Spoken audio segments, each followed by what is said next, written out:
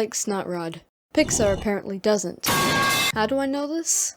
Maybe it's because he's only in 1 out of the 3 movies with only 1 minute of screen time, only playable in 5 out of 50 games, one of which he's locked behind the DLC, and the other of which he can't even play anymore because the game's servers got shut down. And he would have been playable in Mater National, but he was tossed in the bin. And the only reason we know that Snotrod was actually planned to be playable in Mater National is because he was shown as a playable character in the intro and trailer. And hell, Snotrod would have been in a Mater's Tall Tale episode called Import Mater, but they scrapped the idea and turned it into Tokyo Mater. And again, they just threw Snotrod in the bin and only put DJ Boost and Wingo in the beginning and DJ at the end. It makes no sense. If you're gonna have the Tuner Gang in an episode, it only makes sense to add Snotrod. But he actually surprisingly makes a guest appearance in Toy Story 3. On a calendar. Nothing else. They just threw Snotrod into the pit of games and occasionally plastered him into books. Like this one that I found.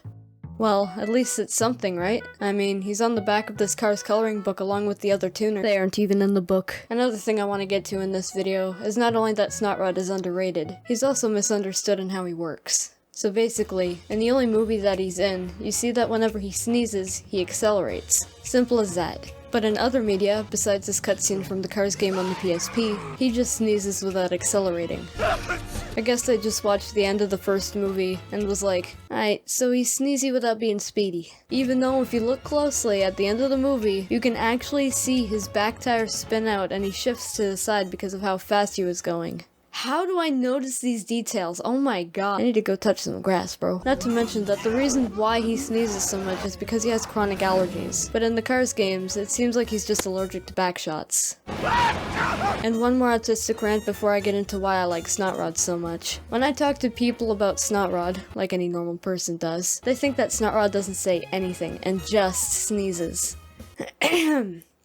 Allow me to pull up everything that Snotrod says in the media that's not a sneeze. You going on vacation? Ow! Ow! Ow! Hey you! Hey you! Hey! Hey, wait a minute! Ow! Ow! Ow! Does this mean I'm in trouble? Am I going to jail? Sorry, officer, do I get a phone call? There. He doesn't just sneeze. Anyways, now I'm gonna talk about why I like Snotrod. Considering the gang he mostly hangs out with, he's like the odd one out. And in more ways than one. The first one is obvious. He just looks different compared to the rest. Snotrod's based off of the 1970s Dodge Challenger RT. And those beautiful V8 sounds when he revs that engine. Shit's enough to make me ascend. And the second is that he's the silent type. Often following behind his team and trying to fit in. Kind of like another character we're all familiar with. And I like that about characters. And his voice actor is actually Lou Romano, who you do know, maybe, as the voice of Linguini from Ratatouille. And you can tell by listening to his laugh and Snotrod's laugh from the Cars 2 video game.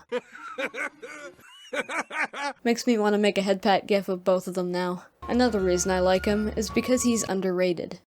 You might be wondering, this girl was just complaining about Snotrod being underrated, and now she loves him because he's underrated? It's a little weird, I know. But let me explain. I like underrated characters like Snotrod because they're not overly popular. For an example, I'm not a huge fan of Mater. Hate me all you want, I just find him severely overrated. Ask anyone who their favorite Cars character is. A lot will say Mater. Hell, he even has his own series that I do actually enjoy. Back to Snotrod though. This is kind of hard to explain properly, but basically, Snotrod being underrated in Cars media makes it so that when he's actually shown in media, you're like, oh my god, he's actually here, let's go! It's like anticipation. But Snotrod is so underrated to the point that he's falling into irrelevancy. It gets tiring talking to people about my favorite character and they just go, who the hell is Snotrod? Or, doesn't Snotrod not even talk?